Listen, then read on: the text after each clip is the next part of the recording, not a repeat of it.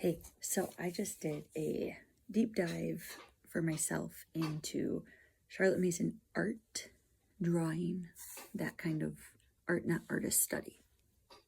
Practical art for hands-on, us drawing. Anyways, and I realized that there are like a couple different pieces to that. And so what I am doing for the 2025-2026 year, I wanted to go over today. And so here is what we will be using. We are going to continue using this drawing textbook by Bruce McKinstry. This is a thin, tiny little book, so do not be shocked if you buy this and you go, oh my goodness, it's so small. Yes, it is. And it goes through different lessons to get you up to the point of drawing things with perspective and shading and all that. So this is great because it kind of goes through the different principles of drawing that you should be using and helps to gain perspective.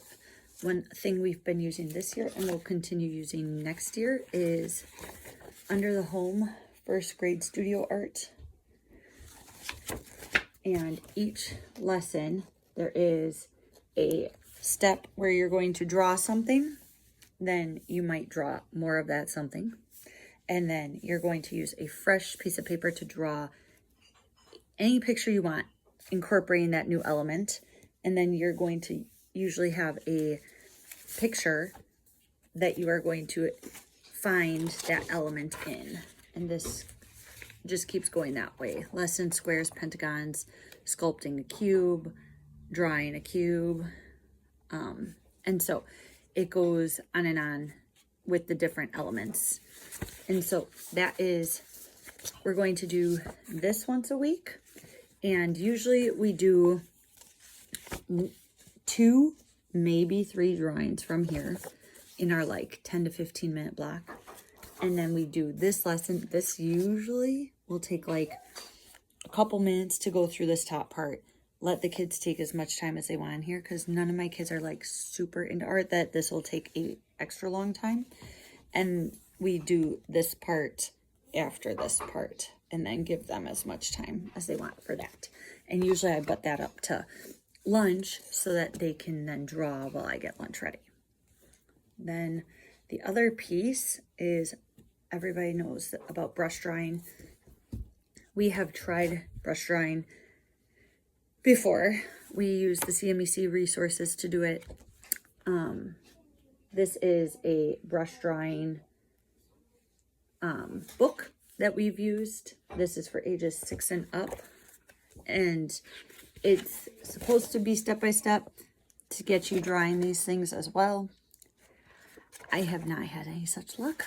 So I am looking at purchasing the Simply Charlotte Mason's brush drawing series. And we're going to go from there using that. And the last elements are, I've read this. This was great for my own drawing skills. And this gives you some exercises you can do for yourself or with kids. This is a great teacher resource. It's Drawing on the Right Side of the Brain by Betty Edwards.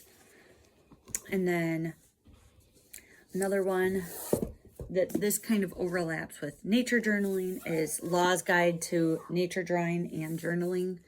But there is lots of step-by-step things on here.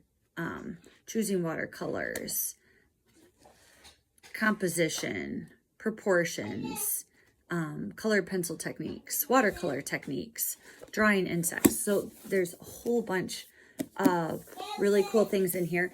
So we will probably use this during our nature journaling time to reference if we're drawing certain items and they happen to be in there. And then the rest of it I'm just using as a teacher guide. And then the last thing is this drawing, design, and craft work. This was, I believe, on the Mason schedules. But what I have seen some people do is you just take one small section of this and focus on that and on that aspect of drawing for a term and then switch and switch. Anyways, so very interesting little book. We have never used this before. I've owned it for two years now and just have never done anything with it. So looking forward to using it. Like there's first lessons here and it goes over some of that. And so we may throw this in every now and then. So it's going to be some compilation of those things that is going to result in 3 blocks for my Form 1 students. And we will have the 3 different blocks, one of them focusing on watercolor, the rest focusing on drawing. And so which resources we use will depend on the day. Excuse you. The Under the Home resource, we have used that probably once here and there. We don't do it every week. Whereas the small drawings, they call that the textbook one. That one, we like to do that one. So we end up doing that one a lot more. So that is the stuff I'm going to use this year for art. And then we have in the past, like this year and last year, have incorporated in drawing birds, 10 birds, 5 animals, and then 6 twigs, 6 fruits, or 6 flowers, depending on the season. We're going to switch that to our nature study time and do that as part of our nature study drawings. Okay, hope that's helpful. And I obviously have to go deal with some kids.